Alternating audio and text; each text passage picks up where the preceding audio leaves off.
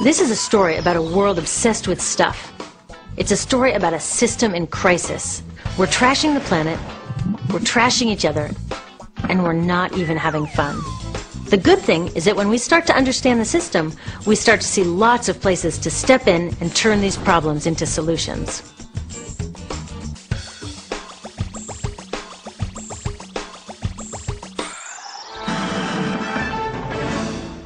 I am so glad that the world is finally getting together to stop climate change. When I first heard that our leaders were meeting to talk about solutions, I breathed a huge sigh of relief. Didn't you? Then I said, wait a minute, what exactly are they planning to do about this problem? So I looked into it. And I gotta tell you, not all the solutions they're working on are what I'd call solutions. In fact, the leading solution, known as cap and trade or emissions trading, is actually a huge problem.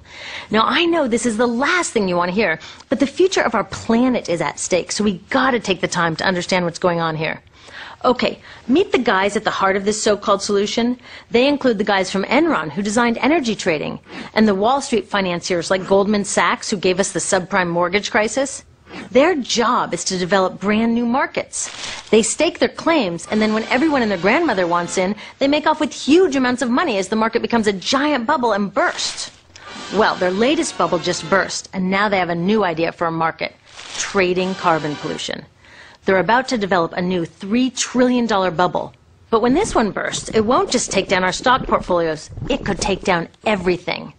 So how does cap and trade work? Well, pretty much all serious scientists agree that we need to reduce the amount of carbon in the atmosphere to 350 parts per million if we want to avoid climate disaster. In the US, that means reducing our emissions by 80%, maybe even more, by 2050. 80%! Now, the problem is that most of our global economy runs on burning fossil fuels, which releases carbon. The factories that make all our stuff, the ships and trucks that carry it around the world, our cars and buildings and appliances, and just about everything.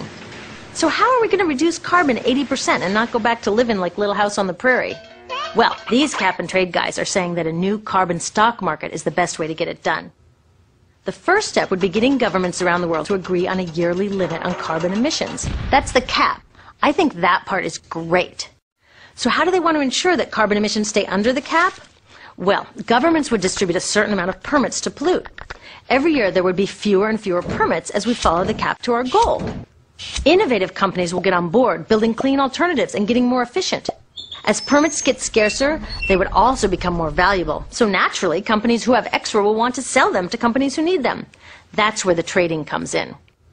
The logic is that as long as we stay under the cap, it doesn't matter who pollutes and who innovates. We'll meet our climate deadline, avoiding catastrophe, and oh yeah, these guys take their fee as they broker this multi-trillion-dollar carbon market. Save the planet, get rich, what's not to like? Some of my friends who really care about our future support cap and trade. A lot of environmental groups that I respect do too. They know it's not a perfect solution and they don't love the idea of turning our planet's future over to these guys, but they think it's an important first step and that it's better than nothing. I'm not so sure. And I'm not the only one. A growing movement of scientists, students, farmers, and forward-thinking business people are all saying, wait a minute. In fact, even the economists who invented the cap and trade system to deal with simpler problems like fertilizer pollution and sulfur dioxide, they say cap and trade will never work for climate change. Here's why I think they're right. When it comes to any kind of financial scam, like subprime mortgages or Bernie Madoff's pyramid scheme, the devil is always in the details, and there are a lot of devils in the details of the cap and trade proposals on the table. Devil number one is known as free permits, which is why some people call this system cap and giveaway. In this scheme, industrial polluters will get the vast majority of these valuable permits for free. Free!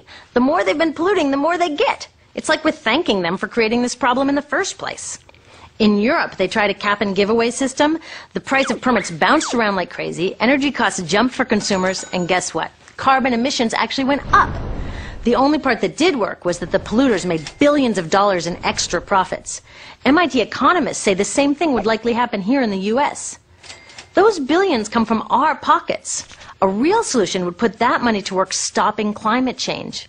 Instead of just giving permits away to polluters, we could sell them and use the money to build a clean energy economy, or give citizens a dividend to help pay for higher fuel prices while we transition to that clean energy economy, or share it with those most harmed by climate change. Some people call this paying our ecological debt. Since we in the richest countries released the most carbon for centuries and lived a pretty comfy lifestyle in the process, don't we have a responsibility to help those most harmed? It's like we had a big party, didn't invite our neighbors, and then stuck them with the cleanup bill. It's just not cool. Did you know that in the next century, because of the changing climate, whole island nations could end up underwater? And the UN says 9 out of 10 African farmers could lose their ability to grow food. Now, wouldn't a real solution benefit these people instead of just the polluters? Devil number 2 is called offsetting. Offset permits are created when a company supposedly removes or reduces carbon. They then get a permit which can be sold to a polluter who wants permission to emit more carbon. In theory, one activity offsets the other. The danger with offsets is it's very hard to guarantee that real carbon is being removed to create the permit, yet these permits are worth real money.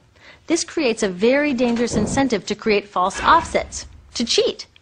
Now, in some cases, cheating isn't the end of the world. But in this case, it is. And already there's a lot of cheating going on. Like in Indonesia, Sinar Mas Corporation cut down indigenous forests, causing major ecological and cultural destruction. Then they took the wasteland they created and planted palm oil trees. Guess what they can get for it? Yep, offset permits. Carbon out? No. Carbon in? You bet. Companies can even earn offsets for not doing anything at all. Like operators of a polluting factory can claim they were planning to expand 200%, but reduce the plans to expand only 100%. For that meaningless claim, they get offset permits. Permits that they can sell to someone else to make more pollution. That is so stupid. The list of scams go on, and many of the worst ones happen in the so-called third world, where big business does whatever it wants to whomever it wants. And with lax standards and regulations on offsets, they can get permits for just about anything.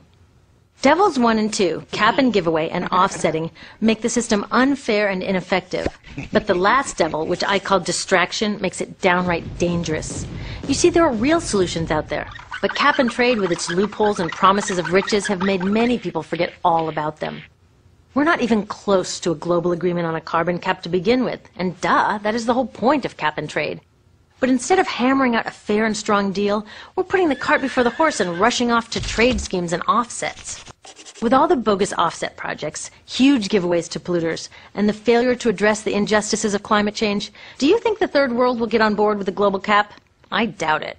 If a cap and trade proposal is stopping us from actually capping carbon, it's a dangerous distraction.